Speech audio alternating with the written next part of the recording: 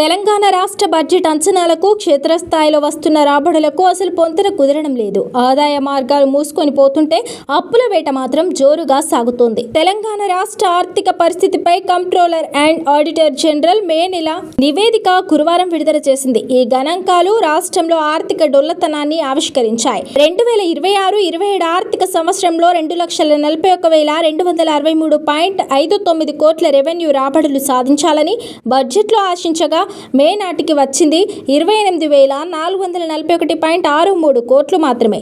పన్నేతర ఆదాయం దారుణంగా పడిపోయింది. 35,730.20 కోట్లు వస్తుందని అంచనా వేస్తే 1,803.38 కోట్లు మాత్రమే వచ్చింది.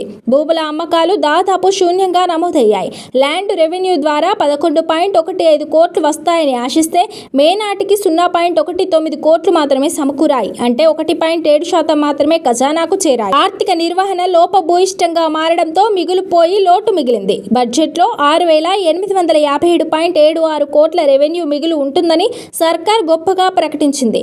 కానీ కాగ్ నివేదిక బండారాన్ని బద్దలు కొట్టింది. మే నాటికి మిగులు సంగతి దేవుడెరుగు. ఏకంగా -5,038.34 కోట్ల భారీ లోటుగా మారింది. అంటే రోజువారీ ప్రభుత్వ ఖర్చులను వెల్లడియడానికి కూడా ఖజానాలో పైసలు లేవు. అలాగే ద్రవ్యలోటు మే నాటికే -10,595.98 కోట్లకు చేరింది. ఇది వార్షిక బడ్జెట్ అంచనాల్లో 18.13% సమానం. రాష్ట్రానికి వస్తున్న ఆదాయానికి చేస్తున్న వ్యయానికి పొంతన కుదరకపోవడంతో ఆ గ్యాప్ను పూడ్చడానికి సర్కార్ అప్పులపైనే ఆధారపడుతుంది. మే ముగిసే నాటికి 10,595.98 కోట్ల కొత్త అప్పు తెచ్చింది. ఆదాయం రాకపోయినా విచ్చలవిడి ఖర్చులు మాత్రం తగ్గడం లేదు. వచ్చిన కొద్దిపాటి ఆదాయం జీతాలు, పెన్షన్లకే సరిపోతుంది. ఫలితంగా అభివృద్ధి పనులకు నిధుల కొరత ఏర్పడుతుంది. క్యాపిటల్ ఎక్స్పెండిచర్ 3,932.36 కోట్లు మాత్రమే ఉండడం గమనార్హం. అంటే సంక్షేమం, జీతాలకే నిధులు సరిపోతుండడంతో శాశ్వత అభివృద్ధి పనులకు బ్రేకులు పడ్డాయి.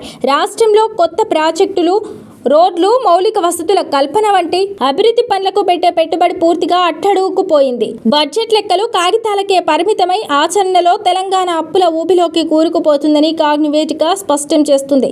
ఆదాయ మార్గాలను పెంచుకోకుండా కేవలం అప్పులపైనే ఆధారపడితే మున్ముందు రాష్ట్ర ఆర్థిక వ్యవస్థ తీవ్ర సంక్షోభంలో పడడం ఖాయమని ఆర్థిక నిపుణులు హెచ్చరిస్తున్నారు.